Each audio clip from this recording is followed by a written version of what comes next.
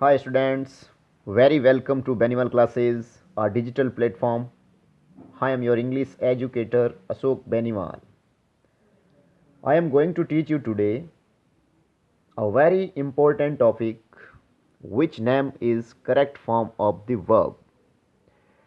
तो आज हम एक ऐसे टॉपिक के बारे में पढ़ने जा रहे हैं जो क्लास 6 से 11 तक बहुत ही ज़्यादा इम्पोर्टेंट है, जिसका नाम है correct form of the verb.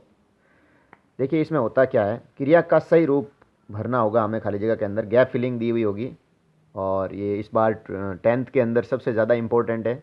इसमें इस बार इसको 5 मार्क्स का रखा गया है, यानी पहले 4 नंबर का टॉपिक हुआ करता था, इस बार ये 5 नंबर का टॉपिक है। इसमें आपको 10 गैप फिलिंग दिए हुए मिलेंगे। ये पार्ट सी का क्वेश्चन होगा आपके। तो इसके कुछ रूल हैं, लगभग 35 से अबो रूल हमें इसमें पढ़ने हैं। बहुत ही इजी है टॉपिक, बस थोड़ा सा आपको इसको समझने की आवश्यकता है। तो इसमें हम आज रूल नंबर 1 से शुरू कर रहे हैं कि कैसे हमें गैप फिलिंग करना है, कैसे क्रिया का सही रूप खाली जगह में भरना है, उसके बारे में हम आज यहाँ पे थोड़ा डिस्कस करेंगे। आगामी दिनों में हम इसके सारे रूल पढ़ेंगे, अभी हम इसका केवल फर्स्ट रूल इस वीडियो के अंदर पढ़ेंगे। तो देखो रूल क्या है आज का। अगर आपको किसी भी वाक्य के अंदर, यानी जो भी आपका सेंटेंस दिया हुआ मिलेगा, उस सेंटेंस के अंदर आपको कहीं पर भी ऑलवेज, एक शब्द है ऑलवेज जिसका मतलब होता है हमेशा, ऑलवेज यानी हमेशा। एक शब्द है डेली, एक शब्द है डेली जिसका मतलब होता है रोजाना या रोज, रोजाना कह सकते हो इसको, रोज कह सकते हो। एक शब्द है जनरली, जनरली का मतलब होता है सामान्यतः, जनरली का अर्थ होता है यहाँ पे सामान्यतः। एक शब्द है ओकेजनली,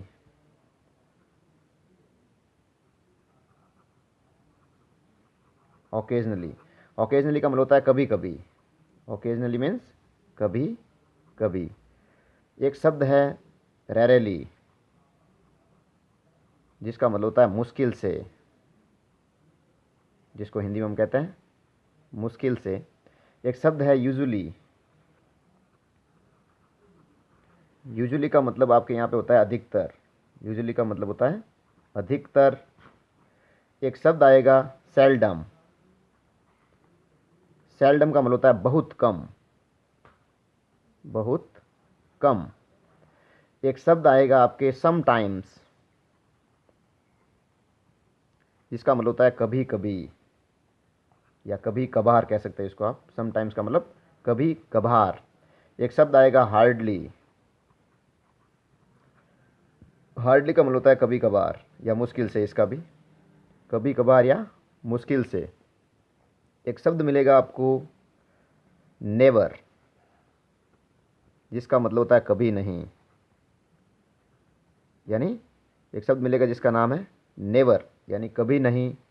एक शब्द मिलेगा ऑफन, ऑफन, ऑफन का मतलब आप हिंदी में कहते हो अक्सर।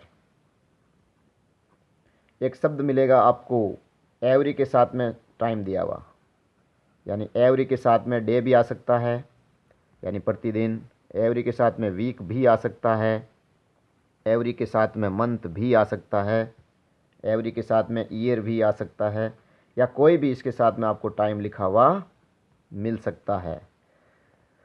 ये शब्द अगर आपको कहीं पर भी मिल जाए तो उस वाक्य के अंदर, यानी आपको वाक्य में ध्यान रखना, ये रूल नंबर 1 है इसका, रूल नंबर 1।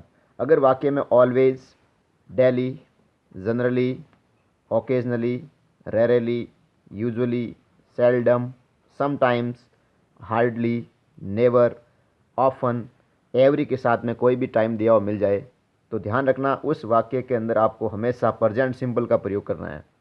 ऐसे वाक्य में आपको प्रेजेंट सिंपल का प्रयोग करना है, यानी ये एडवर्ब आपको कहीं भी वाक्य में मिल जाए तो वहाँ पे आपको किसका प्रयोग करना है। ऐसे वाक्यों में वर्ब की फर्स्ट फॉर्म या वर्ब की फर्स्ट फॉर्म प्लस एस या ई एस या आई ई एस का यूज करना है, इनका यूज होगा आपके। अगर वाक्य में कहीं पर भी ये शब्द, ये एडवर्ब आपको कहीं भी मिल जाए तो उस वाक्य में या तो वर्ब की फर्स्ट फॉर्म आएगी और या फिर वर्ब की फर्स्ट फॉर्म में एस या ई एस या आई एस का यूज होगा। अब कब जुड़ेगा SEIS, कब जुड़ेगा IES, तो उसके बारे में देख लेते हैं। पहली चीज़ तो आपके दिमाग में होना चाहिए कि जब सब्जेक्ट सिंगुलर हो, यानी वाक्य में जब सब्जेक्ट क्या हो, सिंगुलर हो, तो उस वाक्य के अंदर हमेशा जो आएगी वर्ब आएगी वो भी कैसी होगी, उस वाक्य में वर्ब भी सिंगुलर ही आएगी। अगर वाक्य का सब्जेक्ट सिंगुलर है तो वर्ब भी कैसी आएगी, सिंगुलर आएगी।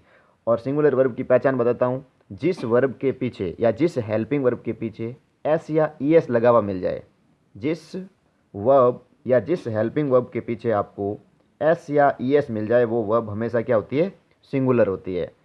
ठीक है। और अगर वाक्य में सब्जेक्ट प्लूरल है तो उसमें आने वाली वर्ब भी कैसी होगी, प्लूरल ही होगी। यानी अगर वाक्य का सब्जेक्ट सिंगुलर है तो वर्ब भी सिंगुलर होगी, अगर सब्जेक्ट प्लूरल है तो वहाँ आने वाली वर्ब भी कैसी होगी, प्लूरल होगी। अब वर्ब में एस या ES जोड़ने के नियम देखिएगा। एस कब जोड़ेंगे हम, या ES कब जोड़ेंगे, तो अगर किसी भी वर्ब का लास्ट अक्षर S, SS, SH, CH, O, X या Z आ जाए, या फिर क्या आ जाए, Z। अगर किसी भी वर्ब का अंतिम अक्षर यानी लास्ट लेटर जो है वो या तो S या SS, SH, CH, O, X या Z है, तो उस वर्ब को सिंगुलर बनाने के लिए उसके अंदर आपको क्या जोड़ना है, ES जोड़ना है। अब मान लो IES कब जोड़ना है, तो अगर कोई वर्ब के पीछे Y है, लास्ट अक्षर क्या आ गया, Y, और Y से पहले व्यंजन है, Y से पहले क्या है, कोई भी कॉन्सोनेंट व्यंजन, यानी AEIOU को छोड़कर कुछ भी आ जाए, तो आपको Y को क्या करना है, Y को हटाना है और उसके अंत में क्या जोड़ देना है, IES जोड़ना। जैसे मैंने लिखा फ्लाई, फ्लाई, इसके पीछे क्या है, Y, और Y से पहले ये L क्या है, वॉवल है या कॉन्सोनेंट है, तो ये कॉन्सोनेंट है, तो क्या हो जाएगा, FLIES, क्योंकि हमने Y को यहाँ से हटा दिया और उसके अंदर क्या जोड़ दिया, IES। और अब अगर बात करें S की, तो अगर किसी, यानी अधिकतम हम क्या करते हैं, अधिक बार किसी वर्ब को जब हम सिंगुलर बनाना है तो उसके पीछे हम क्या जोड़ देते हैं, S जोड़ देते हैं। यानी किसी भी वर्ब को सिंगुलर बनाने के लिए हम उसके अंत में क्या जोड़ देते हैं, S जोड़ देते हैं। लेकिन यहाँ पे एक ध्यान रखना, अगर किसी भी वर्ब के पीछे Y हो, क्या आ जाए, Y, और Y से पहले क्या आ जाए, कोई भी वावल आ जाए, क्या आ जाए, वावल, वावल यानी स्वर, जिसको हम कहते हैं AEIO और U। अगर इनमें से कोई भी आ जाए तो उसके अंत में आपको केवल क्या करना है, S जोड़ना है। जैसे मैंने लिखा प्ले, प्ले, प्ले के पीछे Y है, लेकिन Y से पहले जो ये A दिख रहा है आपको, ये A क्या है, ये A वावल है, तो इसके पीछे केवल हम क्या जोड़ेंगे, S जोड़ेंगे, तो हमारी सिंगुलर बन जाएगी। तो प्ले की सिंगुलर क्या हो जाएगी, प्लेज हो जाएगी। अब देखिएगा आगे कुछ एग्जाम्पल हम यहाँ पे डिस्कस कर लेते हैं। जैसे ही ऑलवेज,